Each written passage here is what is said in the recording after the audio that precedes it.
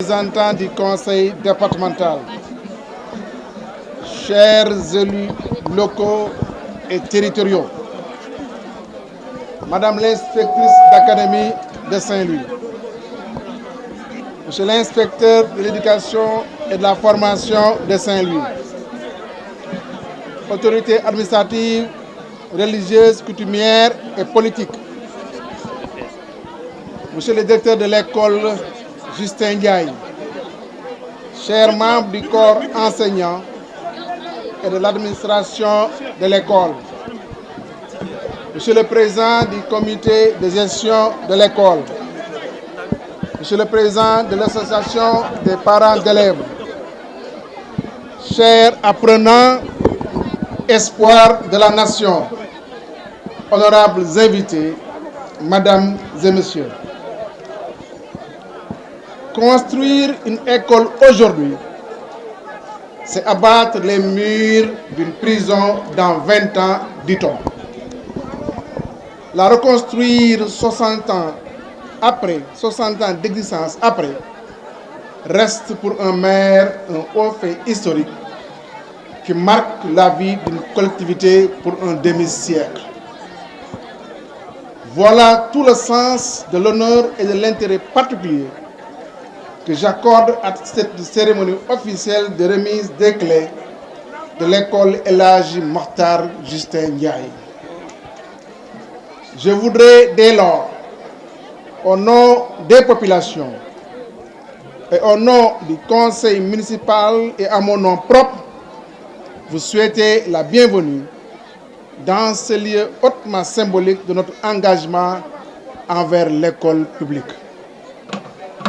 Honorables invités, Mesdames et Messieurs, quand le 23 octobre 1961, bien avant ma naissance, on inaugurait l'école Léona Garçon, puis baptisée El Hadji Mokhtar Justin Ndiaye, rien ne présageait du rôle qu'elle allait jouer dans la formation des filles et fils des quartiers qu'elle polarise.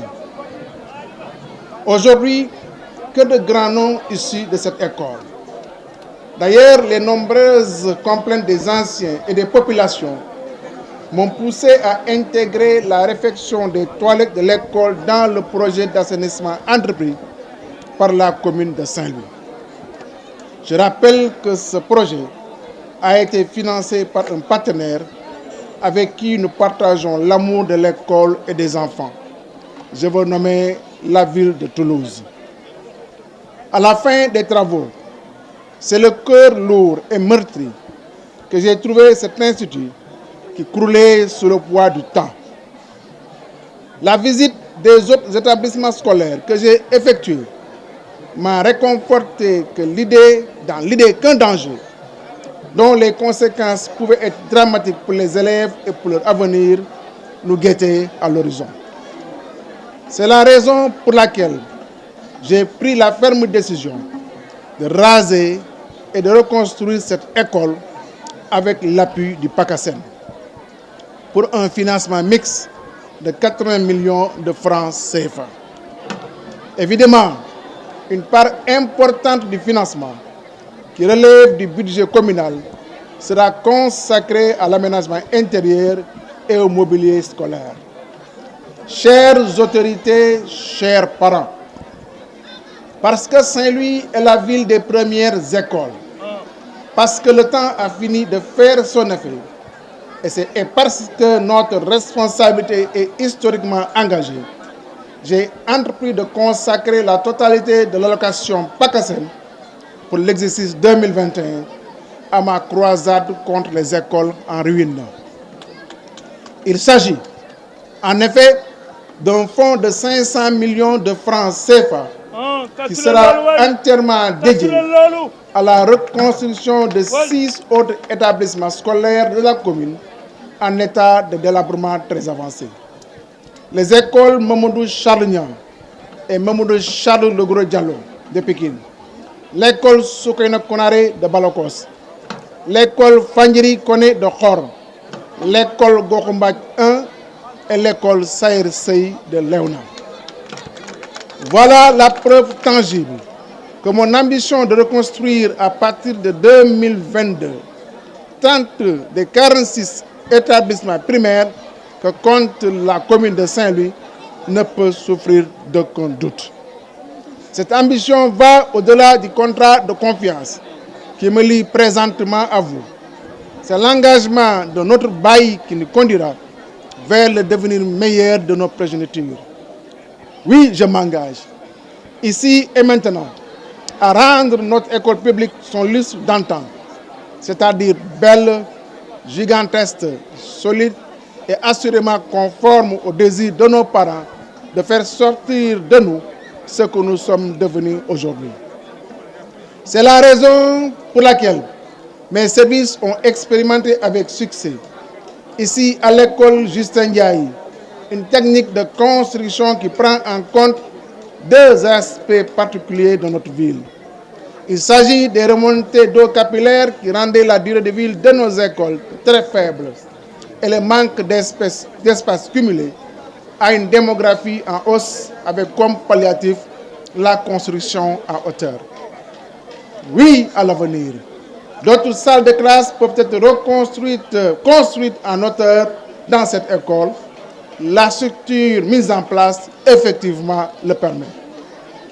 Monsieur l'inspecteur, monsieur le directeur, chers enseignants, j'ai l'obligation, nous avons l'obligation, devrais-je dire, d'offrir à nos enfants un cadre propice à leur épanouissement intellectuel ainsi qu'à leur éducation civique et morale, gage d'une citoyenneté exemplaire.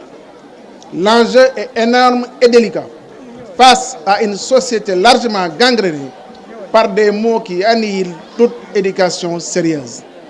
Il devient impératif de redevenir notre école publique. L'avenir de nos enfants en dépend.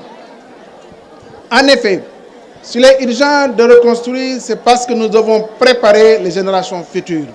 C'est aussi parce que nous devons faire de l'école un endroit où les inégalités sociales seront bannies, où l'égalité des chances sera de mise.